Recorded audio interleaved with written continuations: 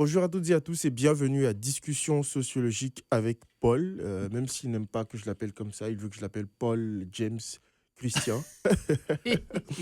Bienvenue à tout le monde, cette première émission de 2026. Ça fait plaisir de revenir. Bonjour Paul, comment tu vas? C'est mon plaisir, ça va bien, toi? Ça va super bien. Bonjour, James.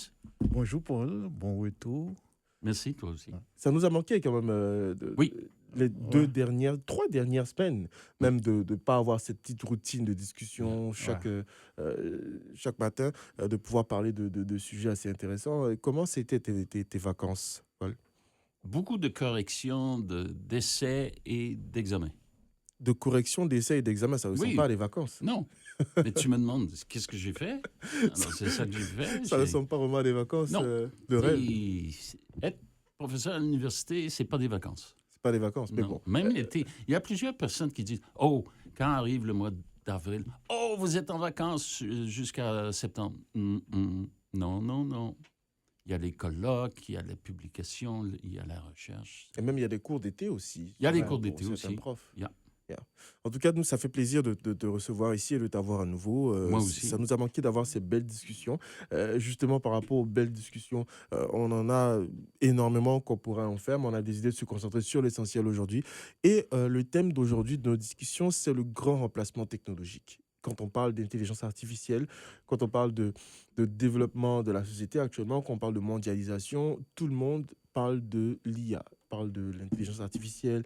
Faut pas rater le virage de l'IA, faut investir dans l'IA. Les gens investissent plus même dans l'IA que dans la santé actuellement dans certains pays. C'est quoi votre pensée par rapport à ça pour commencer une pensée globale et après on va commencer à décortiquer plus en profondeur? Ben, l'expression même est un peu étrange. Intelligence artificielle. Comment l'intelligence peut-elle être artificielle? Je commencerai avec ça. Et bon, bien sûr, ça dépend de qu'est-ce qu'on entend par intelligence. Comment on définit l'intelligence? Moi, je pense qu'on devrait partir avec ça. Si vous avez une machine qui est capable d'accumuler des connaissances, prenons par exemple Big Blue de IBM qui jouait aux échecs, qui était extraordinaire. C'était le meilleur ordinateur. Il a battu des grands champions d'échecs américains et russes à l'époque. Et à l'époque, je me rappelle, je suivais un peu la question et je me disais, les experts disaient, oh, Big Blue, il est bon, mais il dépassera jamais les capacités humaines. Et il a facilement dépassé les capacités humaines. Et alors, qu'est-ce que c'est Big Blue? C'est un peu la même chose avec l'intelligence artificielle, c'est qu'il accumule des connaissances, des possibilités puisque l'être humain a des capacités limitées par rapport à son quotient intellectuel, bien sûr que la machine va l'emporter en termes d'accumulation de connaissances. Si je vous pose la question, quelle était la journée où Abraham Lincoln s'est fait tuer? Bon, vous devez avoir une mémoire formidable. Pas seulement la date, mais la journée et à quelle heure. Mais l'intelligence artificielle, c'est une fraction de seconde, il vous donne la réponse. Alors, est-ce que c'est ça, l'intelligence? Est-ce que c'est la mémoire de connaissances? Moi, je partirais avec ça. Je ne pense pas que les machines sont intelligentes. Je ne crois pas. L'intelligence, c'est la capacité, définition un peu simpliste, certains me diraient, mais c'est la capacité de faire des liens entre des choses et des liens qui n'ont jamais été faits auparavant. Or, une machine, c'est la création des êtres humains, et c'est l'être humain qui dicte à la machine comment fonctionner. Voyez? Elle est limitée par son propre fonctionnement. Voyez? Je comprends. Et donc, je ne dis pas que la machine ne peut pas dépasser l'être humain en termes d'accumulation de connaissances. C'est évident. C'est évident. Mais en termes de créativité, ça, c'est autre chose. Et aussi, comme tu l'as dit, par exemple, l'intelligence artificielle ne puise pas dans sa mémoire comme l'être humain plonge dans sa mémoire, dans son intelligence pour donner une réponse. Lui, il fait tout simplement une recherche avec tous les moteurs de recherche, tout ce qui est sur Internet, il te globalise ça en une fraction de seconde. Voilà. Du coup, c'est comme si tout le monde peut être une intelligence artificielle dans le sens où tu sais faire de la recherche, par exemple, mais c'est pas quelque chose qui vient de toi, ta connaissance personnelle. Donc, Mais je pense que, et puis je vais laisser la parole à James, là, mais on va sûrement parler les inconvénients et les bons côtés de l'intelligence artificielle. Mais déjà, au départ, on peut dire, ça peut être fort utile. Une espèce d'encyclopédie universelle des connaissances. C'est extraordinaire. Par exemple, sur le plan médical, hein, l'imagerie médicale du cerveau humain, par exemple. Vous donnez toutes ces informations-là à l'intelligence artificielle et il va déduire à partir de ça, il va pouvoir détecter très rapidement les cancers du cerveau. Ça, c'est une avancée formidable. Exactement, oui. Oui. Mhm. James Olivier, c'est quoi ta pensée par rapport à ça? Bon, moi, je suis un peu réticent jusqu'à présent par rapport à l'intelligence artificielle. Je pense tout d'abord que avant d'être artificielle, l'intelligence est humaine. Donc, ça vient de l'homme et c'est nous qui avons confectionné ce qu'on appelle aujourd'hui l'intelligence artificielle, puisque ça existe à partir de nos productions. Parce qu'il n'y a pas d'intelligence artificielle sans le contenu numérique. C'est tout ce qui existe en termes de numérique. Parce que là, on peut demander à la machine des informations sur Christian Dibi. Mais si ça n'existe pas, ça n'existe nulle part Voilà. sur Internet, qu'est-ce qu'elle va dire sur Christian Dibi? Rien. Alors que pour nous, humains, c'est différent. On rencontre Christian, on discute avec lui, donc on a des informations sur lui. C'est ces informations-là que la machine va accumuler pour pouvoir donner à l'avenir des informations sur cette personne en question. Exactement. Donc je pense que l'intelligence, comme je l'ai dit, est avant tout humaine, avant d'être artificielle. Est-ce que vous ne pensez pas que l'intelligence artificielle existait déjà depuis très longtemps, de façon pareille qu'on la connaît actuellement, mais juste que c'est maintenant qu'on arrive à avoir une certaine démocratisation de cette intelligence? J'essaie d'expliquer ma question. Parce que, par exemple, tout ce qu'on a aujourd'hui, comme, parce que tu as parlé, par exemple, de l'imagerie médicale, bah, il y a quelques années, c'était peut-être pas avancé comme c'est, mais on l'avait aussi. On avait les appareils d'IRM depuis il y a des vingtaines d'années, on avait des appareils, ben, le téléphone qu'on utilise, le téléphone intelligent avec qui tu peux discuter vocalement, le iPhone le font depuis 2005. On a les Samsung qui le font, les téléconnectés. Est-ce que c'est pas juste que maintenant, tout le monde a accès à l'intelligence artificielle et c'est plus quelque chose qui est gardé pour les les grandes entreprises, les grandes firmes technologiques? Est-ce que vous ne pensez pas que c'est un peu ça qu'on est en train de vivre? C'est un peu comme Internet. Au départ, Internet était un réseau de communication qui était réservé aux universités aux États-Unis, Aux armées aussi. aux armées, aux universités, et ça s'est développé. On pourrait dire, avec des gros guillemets, ça s'est démocratisé. J'aime pas tellement le terme. Ça s'est popularisé, je dirais. Exactement, oui, c'est bien.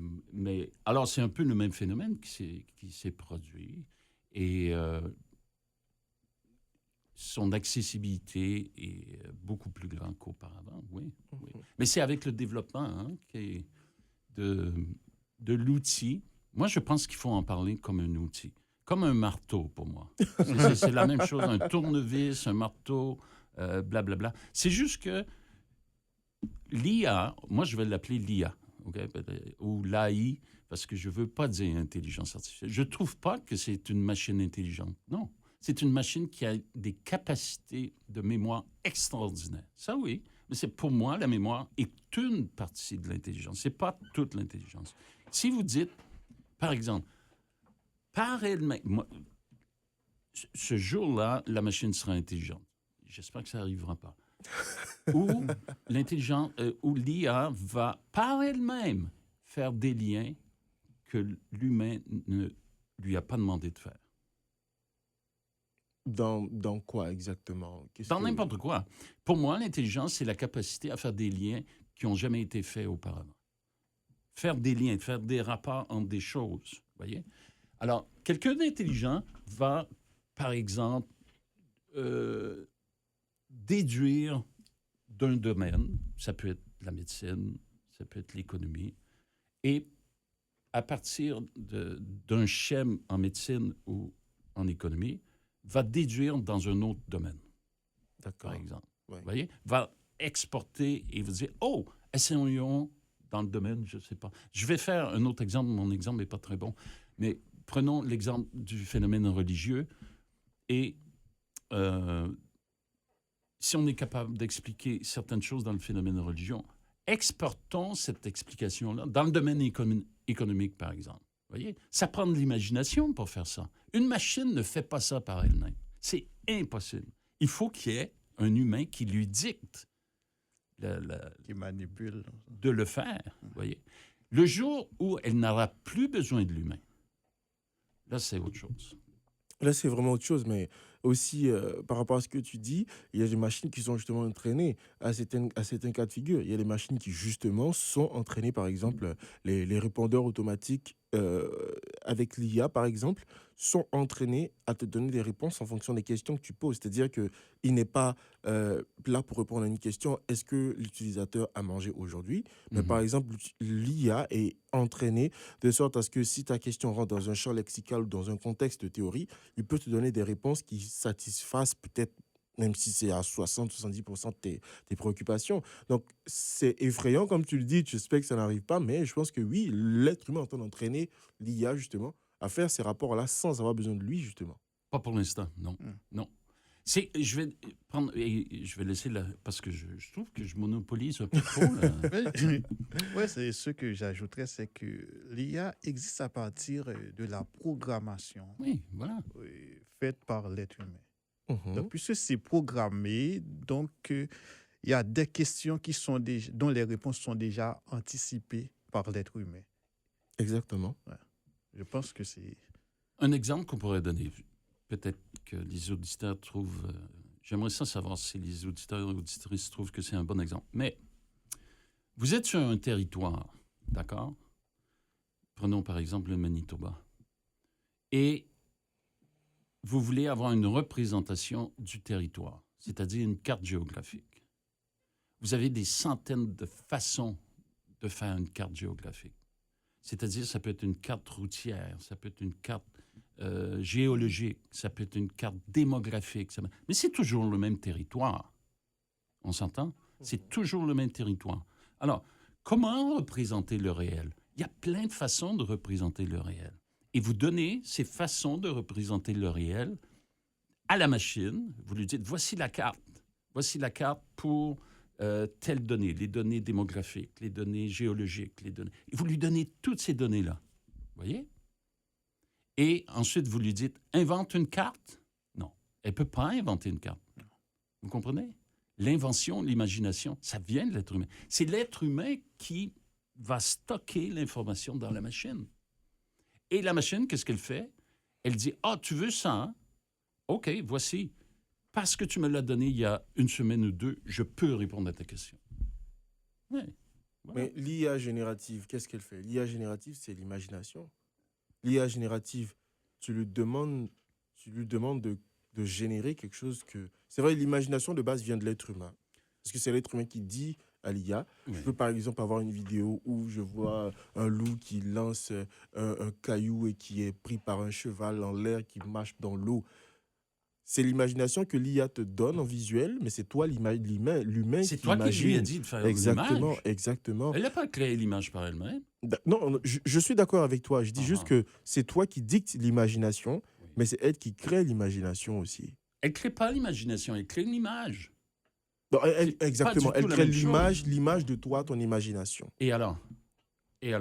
Mhm, C'est une machine qui dessine selon tes directives. exactement. On dit encore la même chose. Mhm. Et donc, James Olivier, Moi, ce que j'aimerais ajouter, c'est que j'utilise l'IA dans le domaine de la traduction.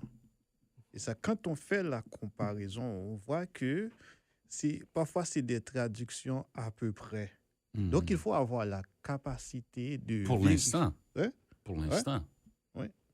Même s'il y a des versions qui sont proposées, c'est des versions un peu, je dirais, en mode premium. Donc, ça, il faut payer pour ces versions-là. Par exemple, quand on prend Quillbot ou DeepL. Mais quand on fait la traduction, si on n'a pas la capacité de vérifier si la phrase ou le texte est bien traduit, donc on va accepter la traduction proposée par l'IA. Alors que si on n'a pas cette capacité-là, on va accepter. Pourtant, ce n'est pas toujours la bonne traduction. Ça, c'est vrai, pour l'instant.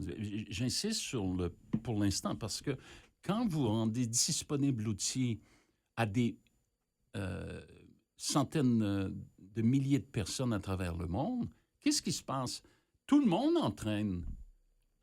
fait un entraînement de l'IA au niveau de la traduction et il y a un perfectionnement qui se crée. Il y a un perfectionnement. Parce que ça détecte les erreurs aussi. Exactement. Et en 6 mois, elle devient une machine extraordinaire. Justement, c'est pas un apprentissage humain, c'est une accumulation d'essais-erreurs, mais ça fonctionne très bien. C'est très lent quand il y a 2 ou 3 personnes.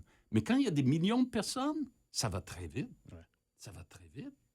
Et donc, par rapport à ça, justement, euh, dans l'histoire de l'humanité, vous qui êtes des sociologues, dans l'histoire de l'humanité, on a eu plusieurs étapes, plusieurs changements notables dans le développement de l'humanité, qu'on est soit passé de l'ère préhistorique à l'ère au Moyen Âge ou aux révolutions industrielles jusqu'à arriver à l'ère du numérique. À chaque fois, l'humanité s'est adaptée à ces changements-là et puis a réussi à, je dirais, bonifier son espace de vie, le rendre encore plus facile à vivre. Est-ce que vous ne pensez pas que l'IA va tellement faciliter les choses qu'au contraire, ça va plutôt compliquer les choses pour les personnes qui ne pourront pas avoir les moyens de se le permettre? Parce qu'on vit aussi dans un monde capitaliste aussi. Parce que plus on évolue, plus les personnes qui ont le monopole du pouvoir d'achat ou de la manipulation vont Absolument. pouvoir avoir l'avantage encore Bien plus sûr. sur les prolétaires ou les personnes qui n'ont pas cet avantage. Mais tu poses une bonne question parce que c'est la question du changement technologique ou de l'évolution d'une société par rapport à un changement technologique. Est-ce qu'une technologie détermine la transformation d'une société? Ça, c'est la thèse du déterminisme technologique qui était soutenue avec Marshall McLuhan, par exemple. Et j'avoue être très influencé par cette théorie-là. Mais il faut faire très attention. Par exemple, quand les Chinois inventent la poudre à canon, on appelle la poudre à canon, mais ça, c'est notre expression, parce que les Chinois s'en sont pas servis pour des armes à feu. Quand ils inventent cette poudre, c'est pour faire des artifices, des feux d'artifice. Hein? Alors que nous, on trouve quand on voyage avec Marco Polo, tout ça, on trouve cette poudre et on dit, oh, on va faire des fusils avec ça. Donc, vous voyez, il y a toujours un contexte culturel qui s'approprie la technologie. Exactement. La technologie elle-même, par elle-même, ne détient pas une finalité elle-même. Je vais donner un autre exemple. Si on découvre la structure de l'atome ne détermine pas l'usage qu'on peut en faire. Non. On peut faire une usine d'énergie nucléaire ou on peut faire une bombe nucléaire avec la même théorie, la même vision du monde. Mais c'est ça exactement, parce que quand par exemple on parle des geeks ou des personnes qui sont hyper intelligentes avec l'Internet et tout le reste, il y en a qui travaillent pour bâtir des systèmes de sécurité complexes et il y en a qui travaillent pour perforer ces systèmes et hacker des gens. Donc, même intelligence, mais différentes utilisations. Et donc, on voit aussi justement que cette IA peut être axée sur plusieurs thèmes. Est-ce que, James, tu voudrais rebondir sur quelque chose concernant ça ou tu veux qu'on avance? Moi, je voudrais enchaîner par une question pour Paul. Et on a parlé tout à l'heure de la démocratisation, donc Pierre Bourdieu dirait plutôt massification. Oui. Et donc, c'est par rapport à ça. Est-ce que l'IA, est-ce que ça ne va pas contribuer à renforcer les inégalités dans nos sociétés? Alors, je dirais oui, dans la mesure où l'outil va déposséder un certain nombre de personnes. Et ces personnes-là vont tomber dans un piège qui est celui de penser que l'outil peut réfléchir à leur place. Ceux qui vont gouverner les prochaines 100, 200 ans qui s'en viennent, ce ne sont pas ceux et celles qui, qui, en envoyant un email, vont demander à l'IA de transformer son email pour qu'il soit plus poli ou qu'il soit plus langage business, tout ça. Non. Ça, c'est des gens qui vont être esclaves de la technologie. Vous voyez? Une technologie, c'est très bien, mais il ne faut pas devenir esclave de la technologie. Il faut dominer cette technologie. Ceux qui vont dominer et qui vont donner direction, c'est eux. Ceux et celles qui vont faire ça, eux vont gouverner. Pour l'instant, c'est les multimillionnaires, milliardaires. Ce sont eux qui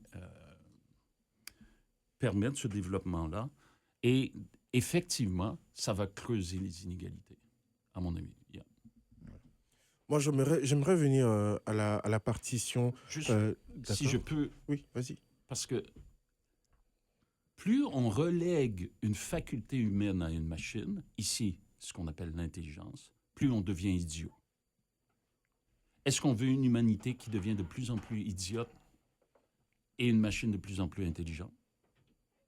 Bonne question. Et la capacité de réflexion aussi des gens. Mais exactement. Ouais. Alors, quand vous aurez une population qui dit « Mais pourquoi réfléchir? J'ai pas besoin de réfléchir. La machine le fait à ma place. Pourquoi croire en Dieu? J'ai pas besoin de croire en Dieu. La machine est Dieu. Elle est partout. C'est des caractéristiques de Dieu. Hein?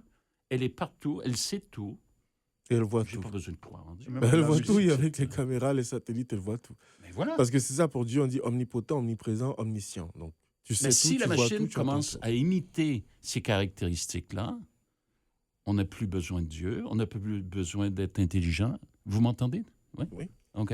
On n'a plus besoin d'être un être humain. Totalement vrai. On aura relégué nos facultés à une machine. Alors, ça, c'est fascinant. Et encore une fois, je parle trop, je dois laisser plus la parole à James. Mais dans l'histoire de l'humanité, l'être humain, qu'est-ce qu'il essaie de faire? Il essaie d'imiter. Il imite la création constamment. Hein? Par exemple, Frankenstein, prenez Frankenstein. L'être humain veut créer un être humain à sa ressemblance, etc. Ça a toujours habité l'imagination de l'être humain. Et là, il crée une machine qui a des capacités formidables qu'on n'a jamais vues dans l'humanité. Et on se pose la question, est-ce qu'on va garder le contrôle? Je pense qu'il faut revoir le film 2001, l'Odyssée de l'espace. Hein, James? Non. Je 2001. ne l'ai pas encore regardé. Non, je n'ai pas regardé. Ah, il faut voir ce film. Il faut voir ce film. C'est Kubrick, Stanley Kubrick, 2001, Odyssée de l'espace. Je pense que c'est dans les années 70 qu'il a fait, mais il faudrait demander à l'IA. Justement. Alors, juste pour le contexte, ça se passe dans une station spatiale. Il y a des astronautes, si je me rappelle bien. Et la machine qui organise le vaisseau spatial, c'est un ordinateur. OK. Et au fur et à mesure du déroulement du film, les astronautes s'aperçoivent que la machine, elle prend des décisions qui vont dans son avantage, pas dans l'avantage des humains. Et à un moment donné, les humains se disent, purée, il faut faire quelque chose. Et la machine espionne les humains. Et elle est capable d'anticiper les actions des humains dans le vaisseau spatial. Et la fin est formidable parce que il y a un humain qui survit parce qu'elle détruit certaines personnes. Elle va tuer certaines personnes. Et l'humain qui reste se dit, merde, c'est vraiment la machine contre moi. Je dois déconnecter la machine. Et donc, il va faire des actions pour la déconnecter. Et la machine dit non, je ne te laisserai pas faire. Je ne te laisserai pas faire. Et donc, c'est vraiment un combat entre la machine et l'être humain jusqu'au moment où il va vraiment débrancher et on entend la voix de l'ordinateur qui dit « Je t'avais dit de ne pas faire ça. » Et elle meurt. Tu sais, la machine meurt. Bon, c'est une fin un peu hollywoodienne parce que l'humain va l'emporter. Mais allez voir ce film, 2001, Odyssée de l'espace, C'est extraordinaire. Le synopsis que tu donnes est très détaillé et poussé. Ça donne envie Oui. de regarder. C'est bien joué, hein, c'est vraiment bien. Yeah. Et moi, j'aimerais qu'on aborde deux prochains points. L'avant-dernier point, ce serait de savoir, est-ce que vous pensez que la sociologie pourrait être impactée par aussi l'IA? Est-ce que vous pensez que la sociologie peut faire partie des différents domaines de compétences qui pourraient avoir un élément, peut-être dans le facteur de la transmission et tout le reste qui pourrait être impacté? Euh, moi, je dirais non. Je dirais non. C'est Bon, parce qu'il c'est veut pas, garder son job. c'est pas de manière catégorique, mais quand on prend les autres métiers beaucoup plus techniques, on voit que l'IA est en train de remplacer ces métiers-là. Si on va dans une épicerie, par exemple, on va chez Walmart et puis avec les caisses libres, il n'y a pas de caissier, caissière, donc on peut acheter et puis payer après on repart. Donc, et ça existe depuis quelques années. Moi, la première fois que j'ai vu ça, c'était en France. Donc, je suis allé dans une librairie et puis il n'y avait pas de caissier. Donc, c'est la machine qui est là. Donc, c'est ce qu'on pourrait appeler la robotisation du monde. Donc, parce que le robot, ça existait Bien sûr. déjà. Et même dans d'autres domaines, l'agriculture, par exemple, pour labourer les terres, donc on commence à utiliser la machine, et le robot, à la place de l'homme. Donc, c'est nous qui participons à notre propre destruction en tant qu'humain. Mais sur le plan sociologique, je pense que l'IA ne pourra pas remplacer notre capacité de réflexion, d'analyse des faits. Tout ça, les faits, bon, pour nos sociologues, les faits sociaux. Et même si, je ne sais pas s'il y a déjà une sociologie du numérique aujourd'hui, bon, je ne sais pas, Probablement. Certainement, pas, je pense. mais je pense qu'il y a une anthropologie numérique parce que l'anthropologie étudie déjà ces faits-là, mais au niveau sociologie, je ne sais pas, mais je ne pense pas que l'IA va remplacer à l'avenir la sociologie. Moi, je pense qu'elle va remplacer les mauvais sociologues. Je pense que tu avais donné cette réponse-là Oui. auparavant. Ça ne sera pas très difficile de remplacer un ou une mauvaise sociologue. Mais c'est la même chose pour la psychologie, c'est la même chose pour la philosophie, les sciences humaines en général. Mais encore une fois, c'est un outil. Et, par exemple, en sociologie, James, tu connais, dans les méthodes quantitatives, on utilise des programmes comme SPSS pour faire des croisements de variables. Alors, on rentre des données dans l'ordinateur. Et ça, c'est depuis les années 70. C'est l'introduction du big data. Oui, big data c'est ça. On rentre les données et on fait des croisements de variables et on demande à l'ordinateur, est-ce que la relation de ces deux variables-là, est-ce qu'elle existe, est-ce qu'elle est forte, est-ce qu'elle est faible ou elle n'existe pas? C'est pas le sociologue qui le fait, c'est la machine. Déjà, avec l'analyse quantitative, on reléguait certaines choses à la machine. Vous voyez?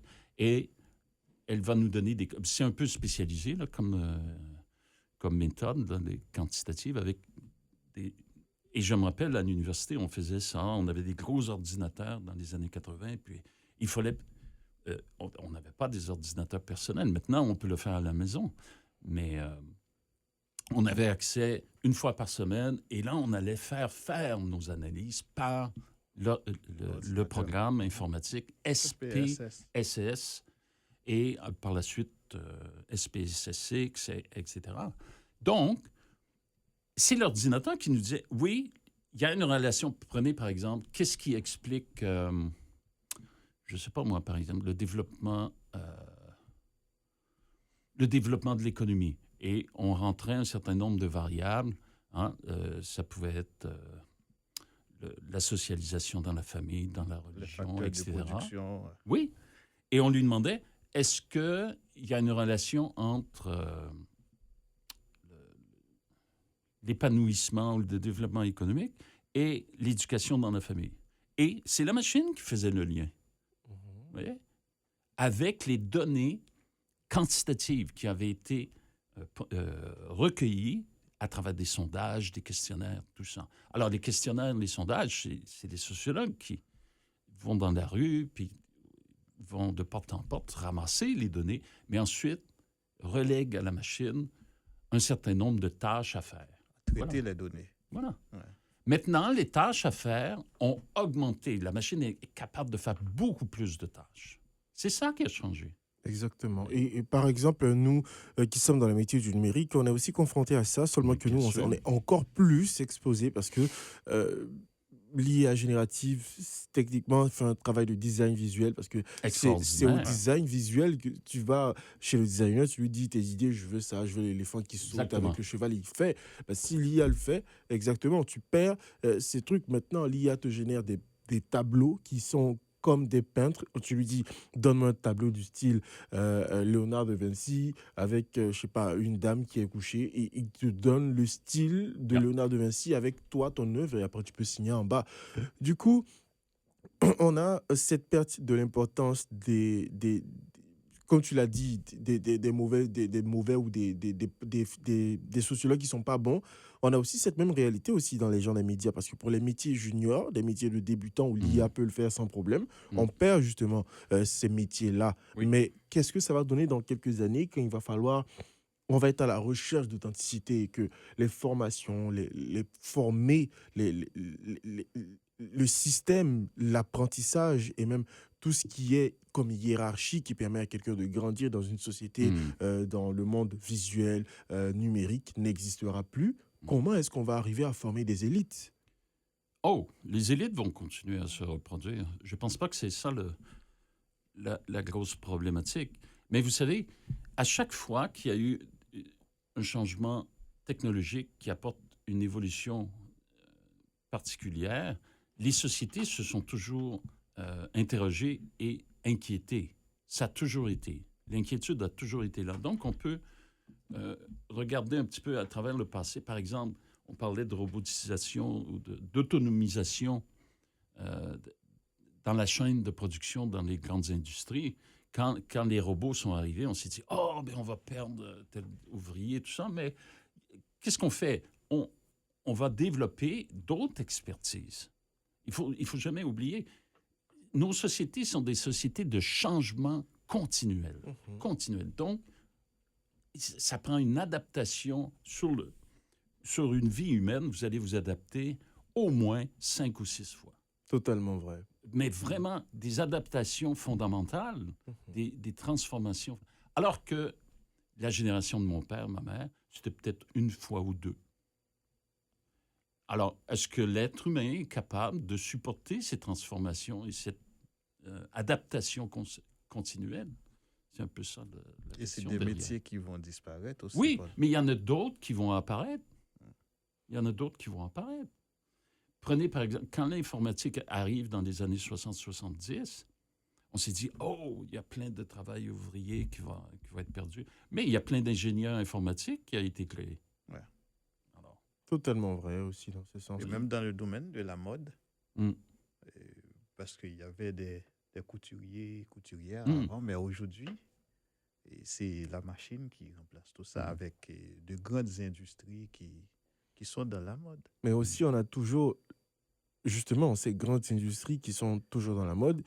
Moi, je trouve que c'est eux qui donnent leur crédibilité à toutes ces marques de luxe qui vendent un vêtement à 25 000 $. Parce que on quitte dans la machine et on vient dans le fait à la main avec des transmissions de père en fils, de génération en génération. Du coup, ça coûte plus cher, justement. Si tout le monde faisait ça, je pense que ça n'aurait pas eu la même valeur aussi. Et puis, il y a un autre facteur, c'est l'augmentation de la population. Parce que si on produit avec la petite machine Mercedes ou Singer qu'on connaissait avant, est-ce qu'on aura la capacité de produire pour tout le marché? Exactement. Bonne question. Ouais, ça, c'est le marché qui va décider, au sens où si vous n'avez pas la capacité, vous allez être sorti du marché. C'est l'offre et la demande. Et le marché est très sévère de ce point de vue. Il est impitoyable, le Ouais. marché. Il est impitoyable, absolument. Exactement. Et donc, messieurs, est-ce que vous aurez une dernière pensée globale par rapport à ça avant qu'on termine cette émission aujourd'hui, James? C'est quoi ta dernière pensée, ta dernière idée par rapport à ça, par rapport à cette avancée de l'intelligence artificielle? Est-ce que toi, je sais que tu as dit que tu n'étais pas très pour, mais est-ce que quand même tu penses que la société pourra arriver à se remettre de ce nouveau changement-là qui est un virage très, très décisif? Alors moi, ce que j'ai en tête plusieurs sociétés. Les sociétés occidentales, les sociétés beaucoup plus avancées, pour eux, ce n'est pas un problème. Parce que j'avais posé la question à Paul tout à l'heure par rapport Aux au inégalités. renforcement des inégalités. Parce Yep. qu'il y a aujourd'hui encore beaucoup de pays donc, qui sont considérés comme sous-développés, donc qui n'arrivent toujours pas à entrer dans cette nouvelle ère-là. Donc, et là, ce sont des exclus. Et il y a un autre aspect dont on n'a pas parlé, c'est la question de littératie, tout ça. Oui. Donc, toutes ces populations-là qui sont exclues de ces technologies, Mm. parce que quelqu'un qui ne sait ni lire ni écrire, comment il arrive à conduire dans une ville, par exemple, comme Winnipeg, comment il va lire les panneaux, comment il va utiliser son GPS. Mm. Donc, ça, c'est des questions qu'on peut se poser aujourd'hui encore avec Mhm. le développement de l'intelligence artificielle. Exactement. C'est vrai, oui. Tu as raison d'insister sur la question des inégalités. Et à l'échelle mondiale, on va voir une augmentation des inégalités. Comme tu disais, des pays qui n'ont pas ces ressources-là vont être exclus du marché, de la globalisation des marchés. Pourquoi? Parce que les grands de ce monde, les grands empires, en ont pas besoin, tout simplement. Pourquoi on va au Venezuela? Parce qu'il y a du pétrole. Pas pour aider le peuple, pas pour faire augmenter le niveau d'éducation et de culture, pas du tout. C'est encore un retour à l'impérialisme. Et ça va continuer. Donc, les inégalités entre les peuples, entre les pays vont augmenter. On va voir en même temps, et ça va être intéressant de voir que à l'intérieur des pays, on va avoir des luttes contre les inégalités. Les inégalités devraient, en tout cas au Canada, diminuer. Ce n'est pas le cas pour l'instant, mais devrait diminuer. Mais à l'échelle mondiale, entre les pays, ça va augmenter. Yeah. Merci messieurs pour cette belle conversation qu'on a eue aujourd'hui. C'était un plaisir de revenir avec nos conversations pour ce premier échange de 2026. Le temps passe très vite et très rapidement aussi. C'était un plaisir pour moi d'être avec vous, Paul et James, pour notre émission d'aujourd'hui. Plaisir partagé, messieurs. C'est toujours un plaisir. Merci beaucoup et bonne soirée chez vous.